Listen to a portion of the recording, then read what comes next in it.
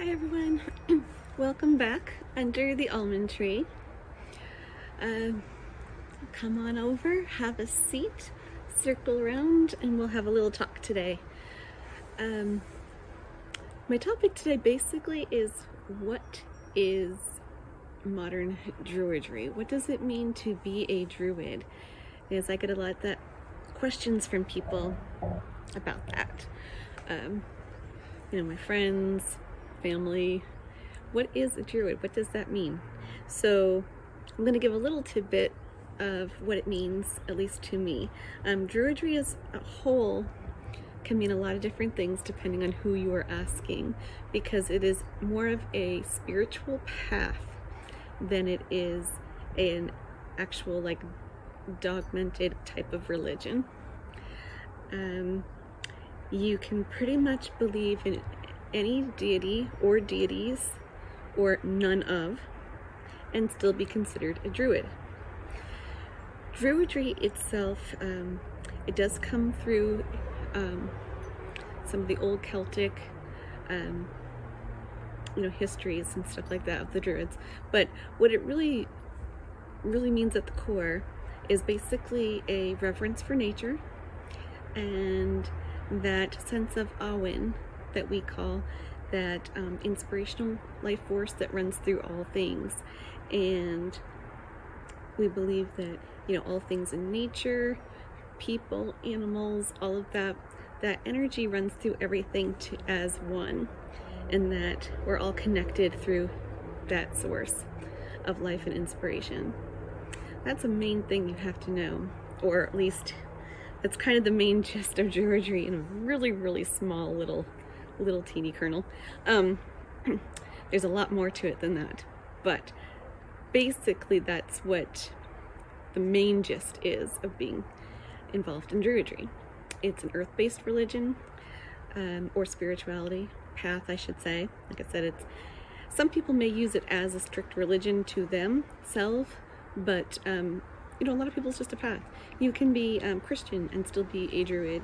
You can be, you can believe in one God, multiple gods, no God. You could just believe in, the idea of energy itself in, organic sense of nature and the cosmos, that kind of thing, and still be a druid. But it is a pagan pagan pagan path.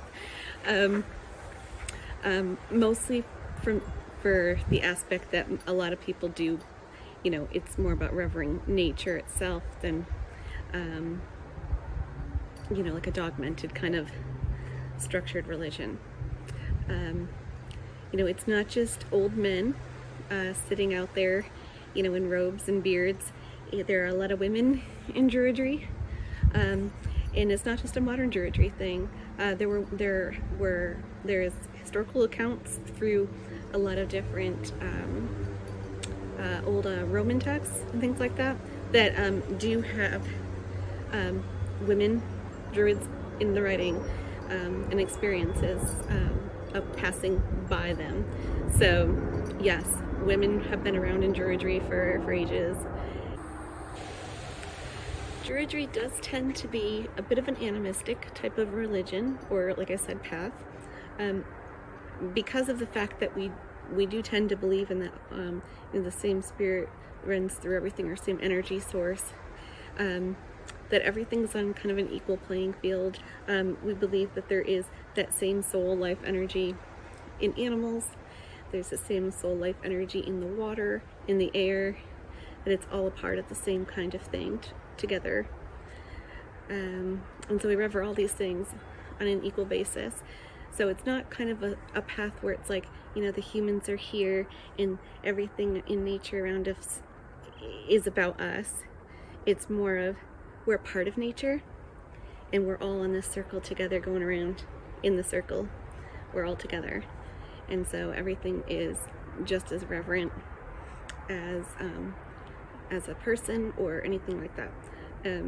So that's a big factor as well. And with that in mind, this path is a very active type of spirituality. Like I know a lot of spiritualities tend to focus on, you know, what your life is going to be after this one. And we have a bit of that in here, but it's not really what our spirituality is about. As a druid, it's about the active spirituality of the now. It's a doing, you know, spirituality. It's how you're interacting with nature and the elements and experiencing life now. And you know, how that all connects. Like, now is no different and less valid than anything later. This is just as important. And you know, so there's the element of not just always living in your spiritual self in your head. It's also integrating actual physical stuff in the environment. It's going out and, you know, working in your garden, interacting with people, helping the planet to mature in a better place, in whatever means that is for the individual person. It can be teaching, being out there as a teacher, philosopher, you know, doctors and nurses and people that care for other people. These are, you know, druids in action out there in the environment, in society. Druids were not people that just sat, you know, always in, you know, just that spiritual realm of meditation. The meditation is a huge part of Druidry as well, but, you know, in that spiritual aspect, but it's a living thing. Our spirituality is a living thing, not just something, you know, for later. It's a living thing, and it's an experiencing thing that we're all here to experience and grow, you know, and that takes being part of stuff, being part of nature, realizing that it's all here and a part of everything together with us, and we need to be a part of it, not separate from it. So another thing I sometimes get asked is, what's the difference between Druidry then and, say, you know, witchcraft, or, you know, Wicca, which is, you know, one of the main term things people seem to be able to pull out that aren't aware of all these differences and things. And, well, for one thing, technically, you can be a witch and be a druid. Like I said, Druidry is a path. It's a spirituality. It's not a dogmented, this is how you have to do things, believe, and all this stuff in Druidry. So it really can fit a lot of different things under it. We're not saying this is the God, this is what you have to do in order to reach this, there's steps to do. It's not like that. Like I said, like, again, it's a path. It's about a spirituality of nature. It's about an honoring of nature, the elements, and basically that all life, you know, comes together as one. We're all connected on a same spiritual, that same Awen, that same inspirational life force. At the very basic, at the very basic level of what Druidry is. There's a lot more to it when you get more in complex areas of things. But so what's the difference between, say, specifically, like, just to get categorized things a little bit? Well, to me personally, as someone who's experienced a bit of both, I was not always druid. I claimed myself an eclectic witch. I'm going to, like, sell out my age here, but probably about 25 years ago, I kind of followed that path. It was the first one that I kind of walked into. It was the loudest path out there in society at the time. That was of the earth-based kind of stuff, and the most intriguing at the moment. So I stepped into it. So I do have experience with it, but I also do have several friends that identify as witches in different aspects of that area. So it's not something I'm not familiar with, but I do feel there's a difference because I don't feel myself as one. So there's got to be a difference, right? If I feel I don't identify that way, there's got to be something about it that doesn't ring quite the same. So there has to be some kind of a difference, at least in my mind. Again, this is my own personal experiences. Everybody's is different. So please don't take this for solid grain is fact. But I would say the biggest difference I find is that those who are practicing, like, you know, really into the witchcraft and Wicca, tend to be a little more focused on things like the spell work and that mystery sense of magic and that kind of like self-empowerment. It seems to be very focused on self-empowerment, which is not a bad thing. It's great to be self-empowered, but it feels more like that magical self-empowerment, mystery magics and things like that you're bringing into play. And with Druidry, to me, again, these are my experiences, not anybody else's. I'm just sharing, all I can do is share my experience. But from my experience, the Druidry feels more, it's about, less about just me, but more as me as a part of something else. It's more about my connection with nature and the elements and the cosmos and everybody out there in society, and it's more of like a way of life for me.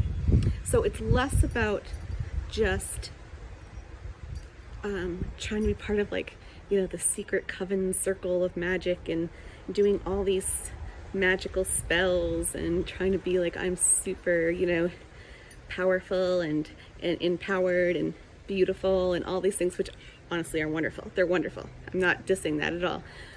But I'm just telling you, the difference is Druidry seems to be more like, instead, the people who are just sitting out on the trail paths out in nature, sitting out there meditating under the trees. Okay, we're more earthy. We seem to be more earthy type of people that are kind of just more about wanting to just connect with nature and connect with our deities through nature. And again, it's more about a holistic connection of everything in life versus just more of the mysteries of inner power and spellcraft. And like I said, that's not all witches, that's not all druids.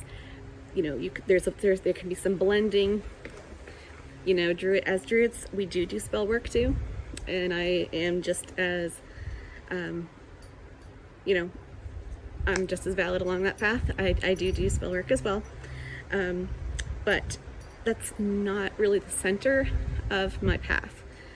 Like I said, the center of my path is about my connection with nature and my deities and the nature spirits around me here and that kind of thing, and going out and trying to do good in the world and trying to, you know, bring about healing and all that stuff to the environment and to everyone on earth and bring peace and all that stuff. So we're a very peaceful path. So to wrap this up, what do I personally believe in, aside from what I've said so far?